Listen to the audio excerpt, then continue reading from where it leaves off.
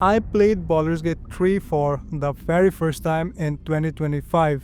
I was planning to build a PC to play Baldur's Gate 3 when it came out, but my father got sick, so I had to put that money towards hospital bills. This is my first genuine playthrough of Baldur's Gate 3, discovering everything for the very first time. In today's video, I'll be sharing what that experience was like. This is the story of Z, a struggling half-elf musician on the way to Baldur's Gate for his next gig when he got abducted by an alien ship. After a long, senseless haze following the abduction, Z finally opened his eyes only to witness the horrifying sight of a mind flare forcing a parasite into the eye of the woman in the pod beside him. Before he could react, the alien turned and shoved the same parasite into Z's eye.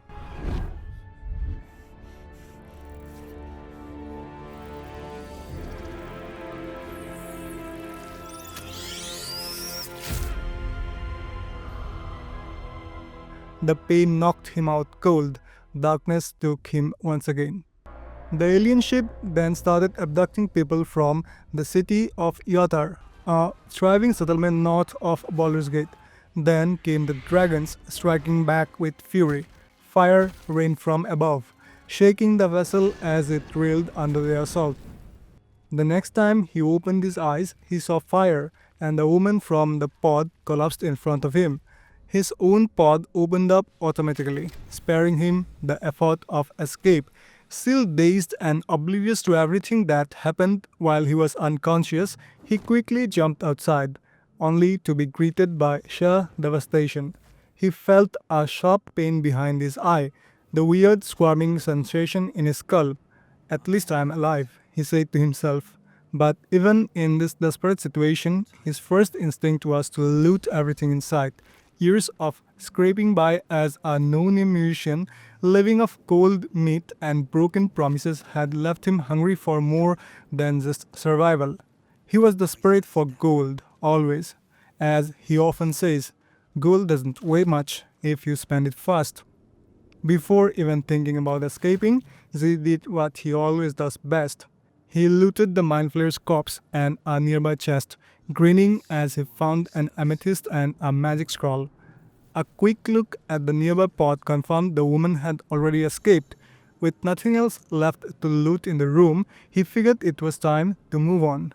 In the next area, much to his delight, he spotted some gold lying next to a goblin's body. Suddenly, he heard a child's voice calling out to him, soft and out of place. Z followed the sound, only to stumble upon a truly bizarre scene. A man, almost dead, his head gruesomely opened and his exposed brain talking. Z, ever curious even when he should not be, investigated and realized the creature speaking was not the man at all. It was an intellect devourer, a twisted minion of the same mind flayer that abducted him. So, he decided to destroy the brain, killing the man in the process. Seeing this weirdness snapped Z back to reality. He remembered exactly where he was and decided it was time to keep moving. Right then, he was ambushed by the same woman he had seen in the pod. Blade drawn, she came at him, ready to kill. He turned on the charm, flashing a disarming smile and insisting he was not one of the bad guys. The woman lowered her weapon and told him they needed to team up if they had any hope of escaping this place alive. But Z demanded an explanation. Why did she try to kill him?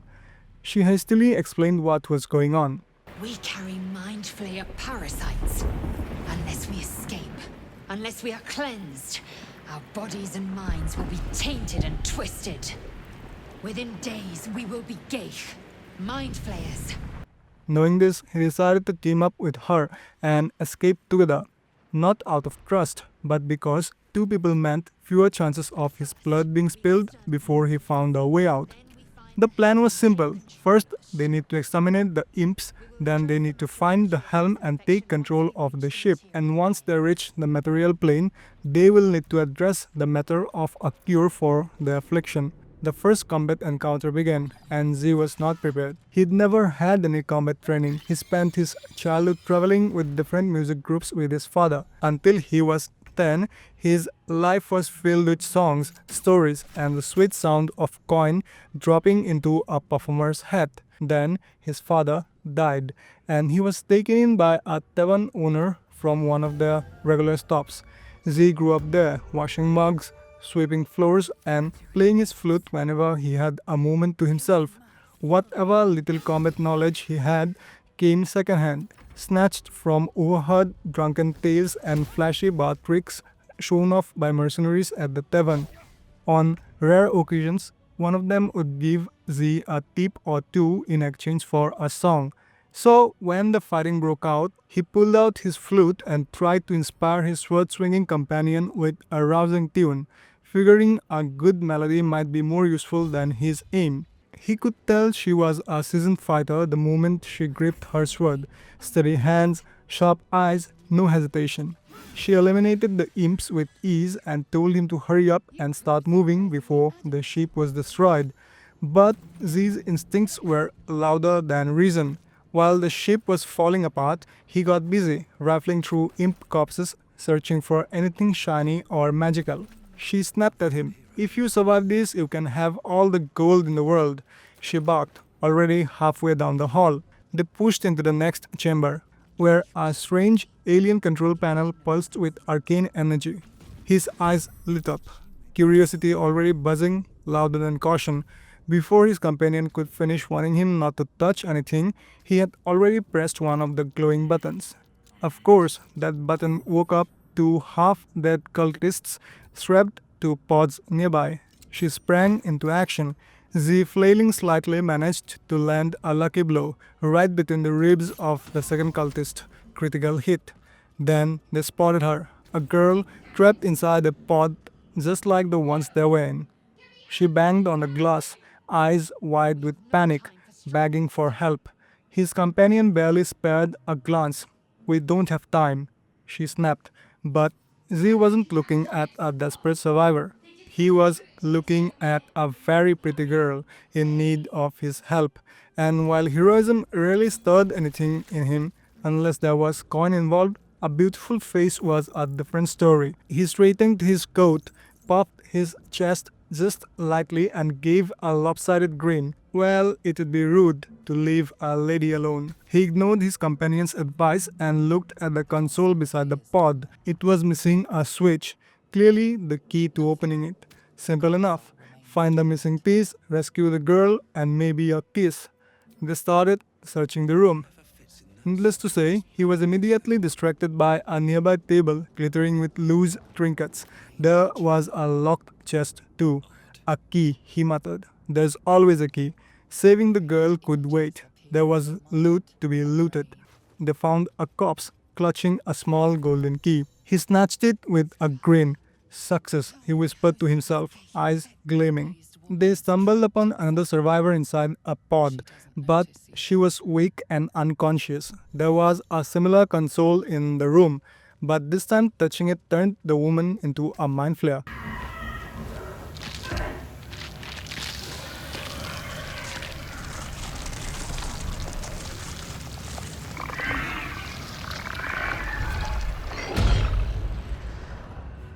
Kinchar! Changed at the pull of a lever. How? If we are not purified, this may be our fate. His friend reminded him this was their fate if they delay any longer. It was time to hurry up. Z did one last sweep and luck struck again.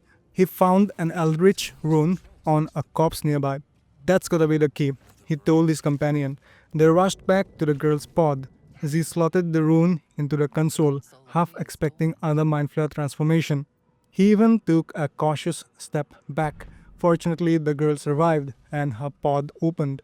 He told the girl they could escape the place together. She accepted. She also told him her name was Shadowheart. Before moving on, she took an unique object out of a pod. Z paid no mind, but his companion did.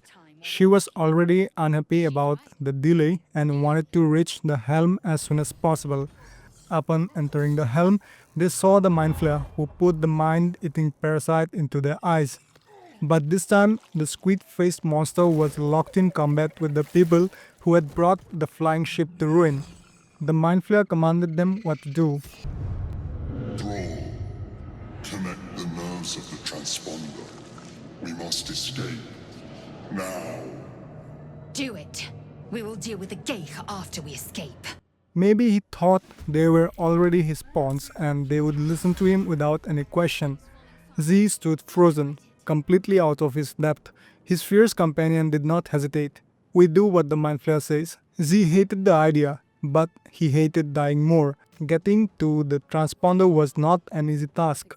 They were ambushed by more enemies, twisted creatures that seemed just as eager to kill Z as they were to destroy the ship. The Mind Flayer they despised was locked in battle with a towering armored figure, clearly the commander of the attacking force. So they did not intervene.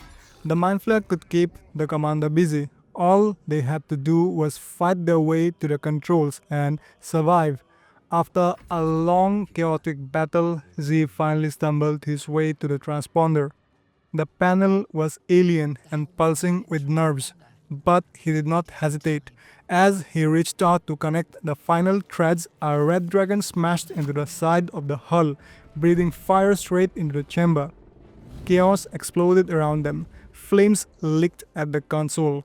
The ship jerked, groaned, and then reality tore open. In an instant, the ship warped back to the material plane. But it was falling, fast.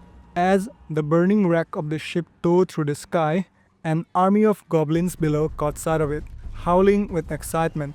Shadowheart and the fighter lady was nowhere to be seen. Maybe they fell. Maybe the flames took them. In the chaos of the ship tearing apart around them, Z found himself slumped against a scorched wall. And right across from him, doing the same, was the Mind Flayer. Suddenly, a loose piece of debris twisting through the chaos smashed into Z with brutal force. He was flung off the ship. Time seemed to slow. The wind roared in his ears. This was it. He thought about all the gold he was promised for gigs he played and never got paid for. About the tavern owners who would chuckle and say, "Dinner after show is payment enough." He scoffed to himself mid-fall. "Dinner does not buy boots, you cheap bastards."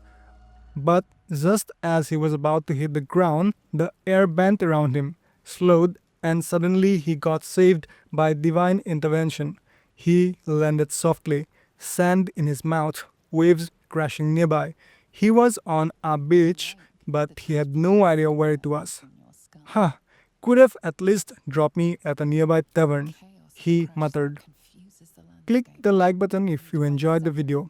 This was my first time playing Baldur's Gate 3 and it was an amazing experience. If you want to see how the story of Z continues, make sure you click that subscribe button and I hope to see you soon.